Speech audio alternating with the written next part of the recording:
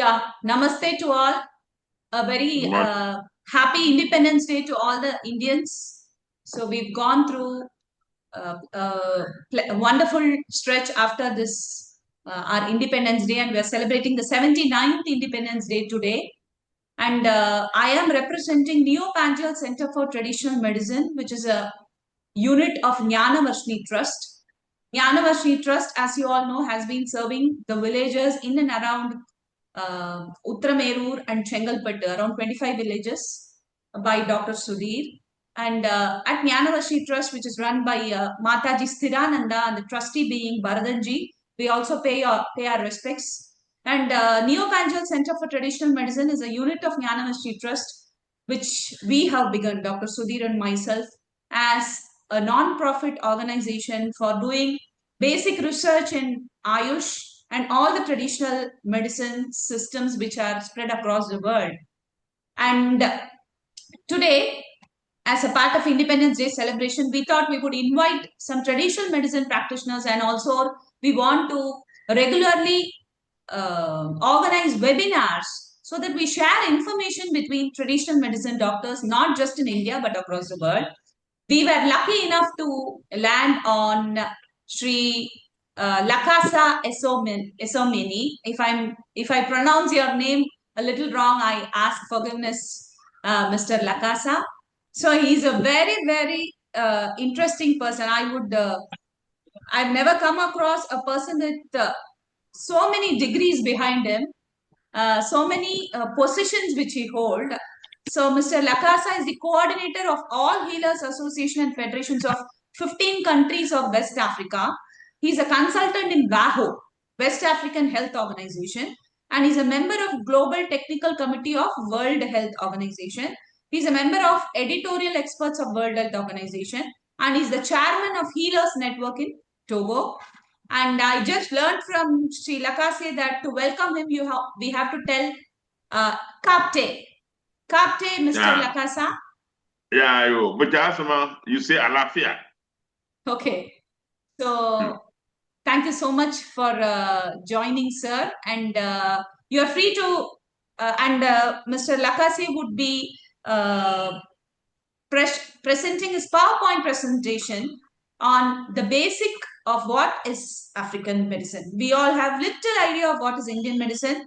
We wish to hear to many more webinars from him, and today he's just going to introduce about what is African medicine for us. And it would be amazing that he belongs to a country called Togo, which was ruled by not just one ruler, but the British, the French, and the German, and they got independence in 1960, if I'm not wrong, in the month Yes. of April, sir. Okay. And And what date? it was on 27th April. April 27. Yes, Great. 1960. Yes. So you know what is freedom, just like us, and what is independence, just like us. We're very Yes, I happy to know. share the thoughts of independence with you, and let us work for the growth of traditional medicine from our own countries to what extent which is possible. So please go ahead. The dais is yours, and you can present and the details about African medicine. Hmm. Thank you very much. I will share my screen with you. Then let me share.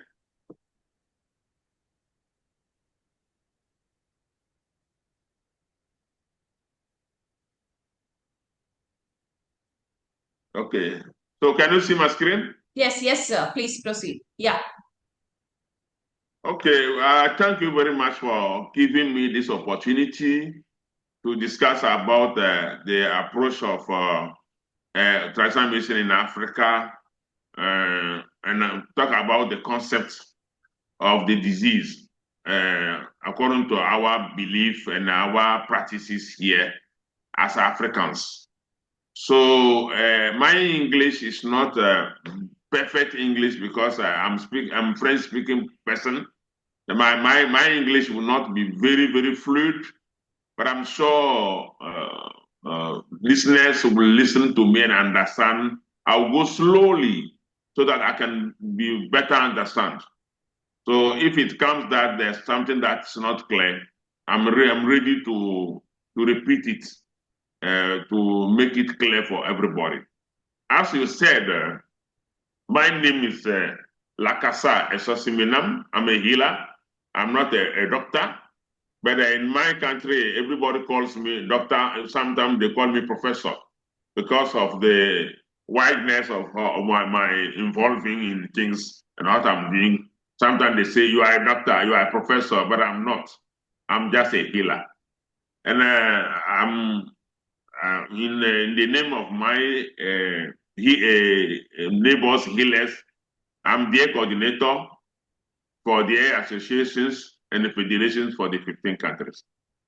But more since 2007, I work with WAHO. WAHO is a West Africa Health Organization. In 15 countries, in English, we say ECOWAS. So since 2023, I represented Africa in the Global Summit in Gujarat. And later in 2024, in March, we get the first global committee where they joined me to be a member.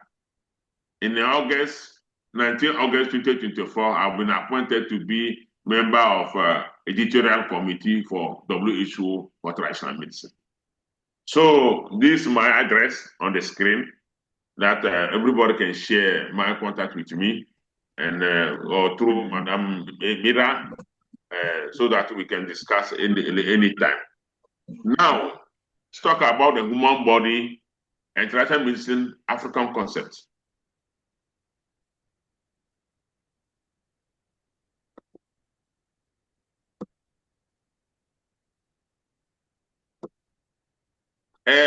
Before we talk about it, let's make a definition of what we call disease.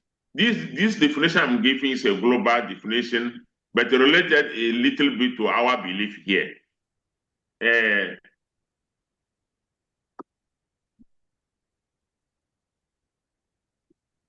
Disease is alteration of the state of health manifested by a set of signs and symptoms perceptible directly or indirectly, corresponding to general or localized disorders, functional or lesional, due to internal or external causes and involving evolution. It means that when the person is sick, it can be internal or external, but it can evolve also. There can be evolution of this disease. So to know that somebody is sick or not, the signs shows and the symptoms, which is direct or indirectly. That's what disease we know here. What's the concept of the disease in our area here? Let's say illness is known to the whole world, but perhaps illness should be defined as a pathological process, physical or mental, which is the absence of treatment.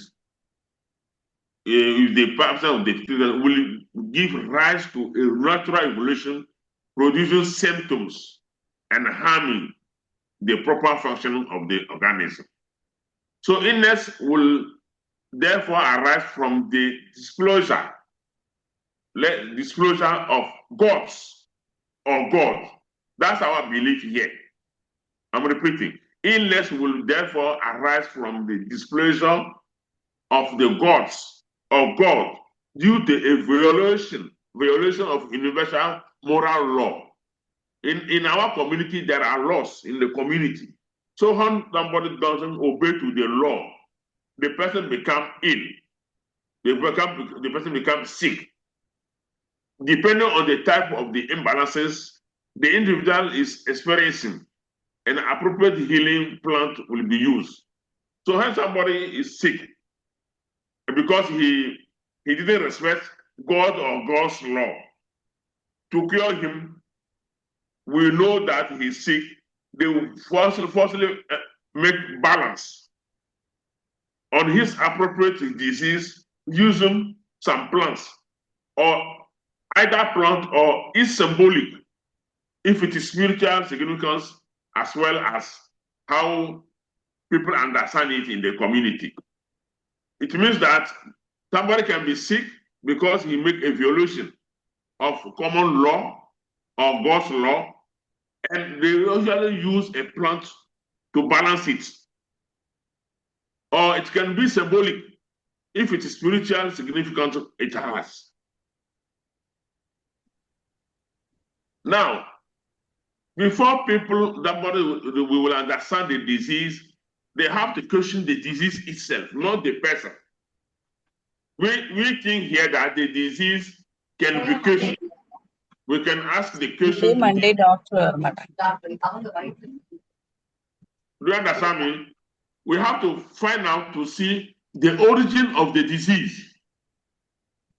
And at the same time, we have the interest of the constitution of the element of that disease. And above all,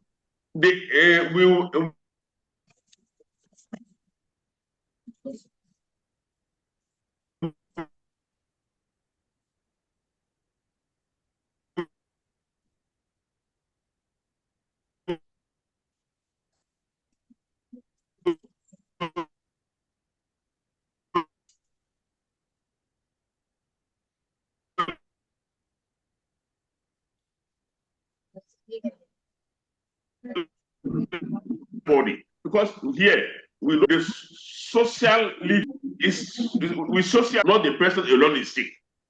So illness cannot be separated from a vast hierarchy of things. It can even be linked to something close or hierarchically.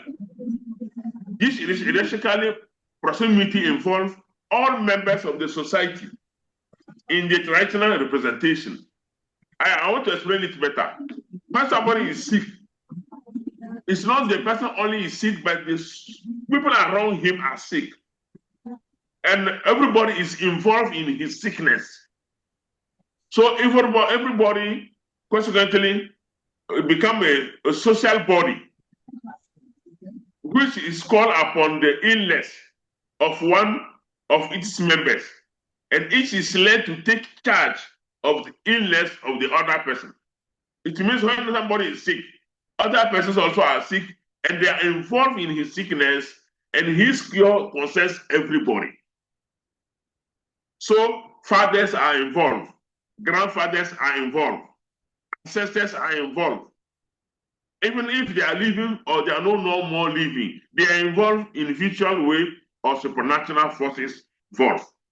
So when somebody is sick in Africa, people are living are involved. Those who died already involved. Sickness involves all the society. So people when somebody is sick, others will be afraid that it will not be, maybe it will be their turn to be sick. So since the disease is part of the collectivity arrangement, everyone can consult the patient, their level of responsibility. It means that when somebody is sick, everybody will be looking to see where the sickness comes from, how the sickness mean for each of one in the community, not for the person alone, for everybody is involved in his sickness. I don't know in India how it is, because when we go through other understandings, we will understand that everybody who is sick is not alone. So, how to make the diagnostic when somebody is sick? Now, in this modern world, diagnostic is very easy to be done. We know when somebody is suffering, he go to hospital. But in our community, if the disease is well known in the society, we directly know the specialist house of the disease in the community. Though when somebody is sick, they don't send him to hospital directly. Because if the sickness is known to the community, they will directly know who will specify, who specifically will make the diagnostic. So they will take the sick person to that direct house in the community. They will not go to lab. They will directly go to the specialist of that disease in the community. But if the community is ignorant of the specific disease, if the conventional medicine has proven incapacity of producing a valid diagnostic, then other links of the social chain are called into questions. Do you hear me? You hear me? Yes, we are very clear. I can hear you. We cannot hear you. Okay. We are here. So I was saying that when there's diagnostic, the diagnostic is not well done, then they will call upon another chains to make the diagnostic. So it means there's two diagnostic, conventional diagnostic and social diagnostic. And in the social diagnostic, there's a specialty, a specialist according to disease known by the community. We will even say that the patient enter into an authentic care pathway, moving from one level to another until the divine order itself is called into questions. Illness is also conceived and managed on the basis of representations whose social functions is important. It means in the society, the care pathway of the disease belong to the social understanding, not falsely conventional. So to go further, it should be emphasized that the disease has a life of its own. From this perspective, it will be reductive. This phrase is very important. It will be reductive to consider only the biological aspect of the illness affecting the patient. Multiple reference causes come into play. It means that if the person is sick and they take biological aspect only, it means that the disease is not known very well. So biological aspect only cannot explain the disease. If the illness not linked to the totality of the causes from which it arises, then part of it will not be cured. It means here when somebody is sick, the cure is holistic. So we cannot cure one part of the body and leave another parts of the body. So when somebody is sick, it's the whole body who is sick. And when we want to take care of the body, we take care of the body, the whole body, but not a part of the person who is sick. So it is transversal level to eradicate and balance the health of the person. We need to restore the whole body, not one part of the body. So the treatment. In the treatment, we use knowledge that we have in our society and the nature and our pharmacopoeias that we know here. That's what we use. Nature has many healing agents, but they are not the only ones that can be used. Nature, which means what we have in our nature, is used as a healing tools, but not that alone. The treatment of illness still involves ritualization. The treatment of illness still involves ritualization, not only using the plant. This point refers to a sacralization of illness. Care, the individual is taking charge. Indeed, one cannot conceive of the illness that affects humankind without considering its sacred character. So here we think that all illness has sacred character. So even if we have a treatment, we have to consider the sacred character. This sacred character is not referred to confession or religion, but rather to a conception of a human being, namely on ontology. So ontology enters into it, not because it's not first related to religion, but it's related to conception of the human being that we know in our tradition or on our conception. So beyond the body, there's a dimension of transcendence that is linked to illness. For this reason, there is a need to ritualize care in African belief. So before treatment comes into it, in the African concept, there's ritualization before cure, because they think that the disease or the illness is something which is sacred, has sacred character. The sick person, family, or close persons is indebted to them, including in connection with this plane on transcendence.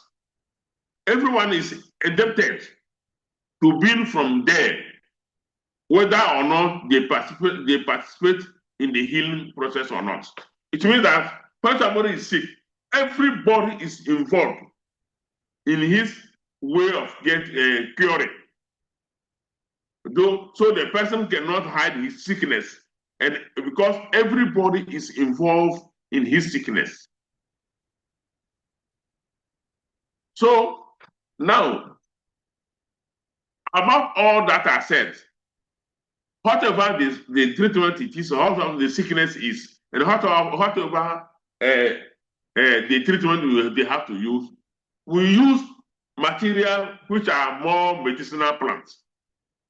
Material who are more medicinal plants. So I want to show you how the variety of our biodiversity, the biodiversity. I want to show you some image here.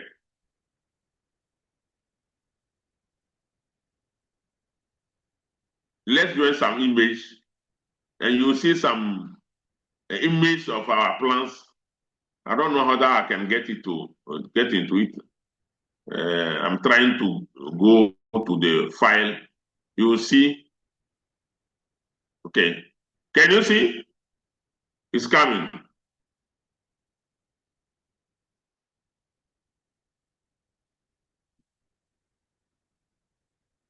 You see, so we have variety of plants that we use for treatment. I don't know whether you see the plants. Can you see? You see, we have many variety of plants. So let's go back to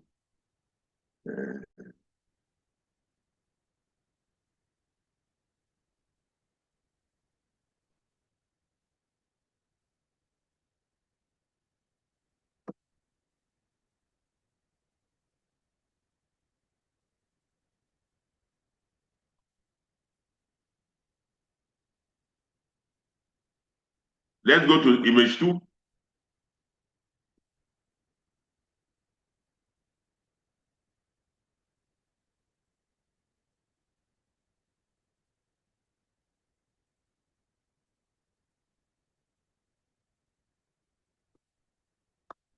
You see, so we have variety of plants that we use in treatment in our area here. So these are some pictures of different plants in our biodiversity that we use for treating the illness. So from those plants, we have many pharmacopoeias in literature. These are some pharmacopoeias in the literature in our region, written to that we use to make either diagnostic or treatment. There are many books which are written to understand the disease, to understand the diagnostic, to understand the plant people use in the community. So there are many literature that we have. These are some pictures of different books that are written in our region here. We have here names of famous researchers recognized in Africa by WHO. So these are names of famous people who make research on traditional medicine and biodiversity and medicinal plants in Africa. These names are famous people who work in our region for that traditional medicine and its understanding. You can see here Boso Ayi, he died. Many here are died. People also are here who are living now.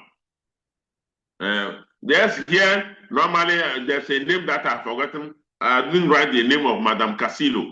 Madame Casilo also has done a lot for traditional medicine that I didn't put her name here. Unfortunately, I will put it later. So she did a lot for traditional medicine in our Africa also. So here are some books, some names of books, how people have tried. I put some here to show how many people contributed to produce pharmacopoeias. Here even you can see my name here.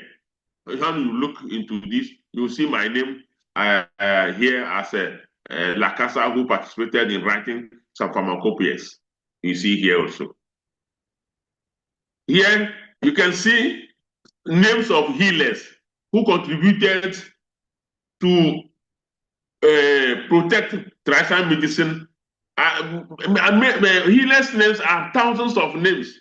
So I just choose some page of names of healers of Nigeria here to show. So every country has its names, healers' name, who are used in the community to treat people.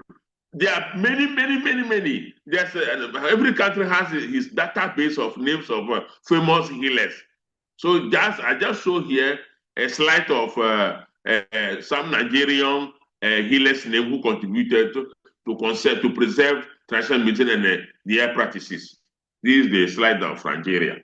I just show that only. Every country, we have more than 55 countries in Africa. So it's not easy to produce names of famous healers or known healers recognized by WHO. There are very many. Now, maybe you may ask, what are diseases African medicine cure frequently? Traditional medicine, traditional African medicine is a range of traditional medicine disciplines involving indigenous herbalism and African spirituality, typically including diviners, weavers, and herbalists.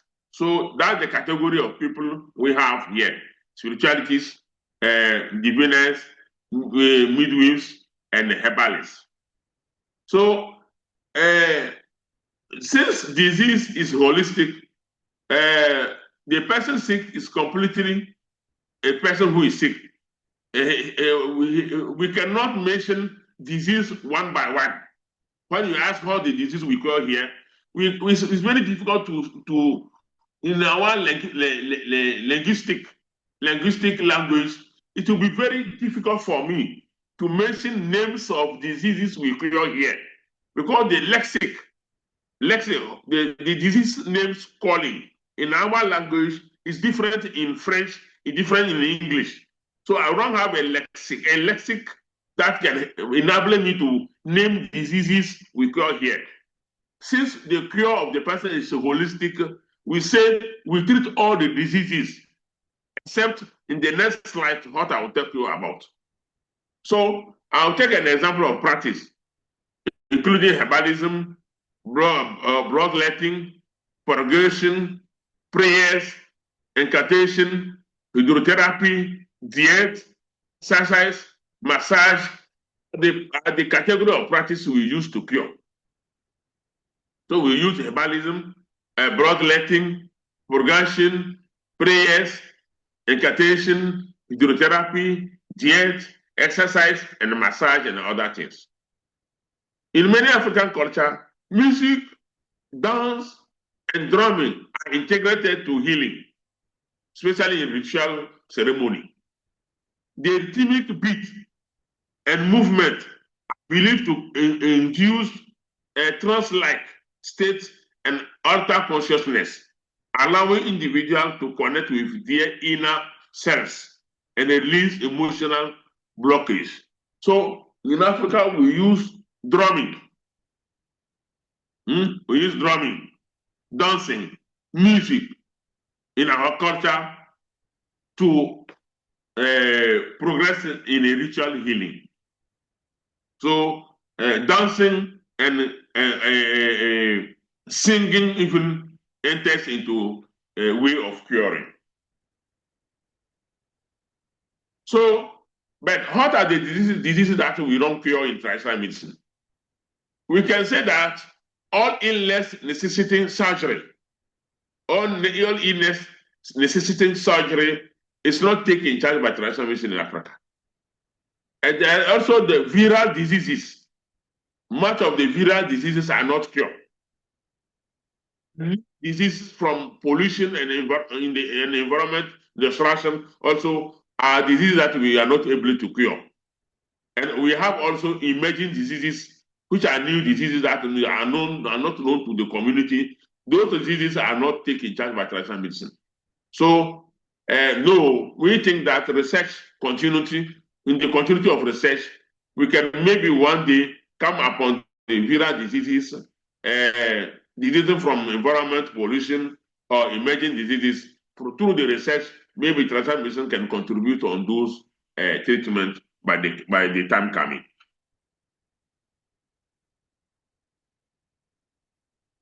Now, let us talk about the secret of illness and its implication on others. Sir, Lakassa, what are sir, the implications? Yeah. Sir, I'm sorry to interrupt. We still have 2 minutes left. Okay. Yeah. What are the implications of the element previously presented regarding the integration of the international care? In the African perception of the things, supporting the sick natural concern everyone else, and medical confidentiality therefore has no meaning. So we don't have confidence in healing here or disease. Everybody sees what happened. When a person is suffering, it is natural for them to tell their parents and even those around them what they are suffering from. They cannot imagine taking care of themselves alone. On the contrary, we will find it natural to be assisted by her entire family in the ordeal of illness, which can once again only be understood within the community. Others not only have the right to be present, but more fundamentally, they are called upon the condition of their loved one. So now let's compare to the conventional in the disease. The body and the in the highly technical Western hospital, a bed is allocated to the patient and not a place next to for his family. In the West, the sick person is alone. He is a sick to an extent that sickness is not his own. In fact, in the definition of which the illness does not belong to him, it is up to society. Thank you so much. Then now, yeah, so, conclusion. Yeah. Through that, I want to thank you and namaste, and I want to greet you in the Indian way. Yeah, thank conclusion in a line instead of the PowerPoint. Can you just share it in a line? The conclusion. The conclusion. Yeah, just a line. Okay. So in African representation,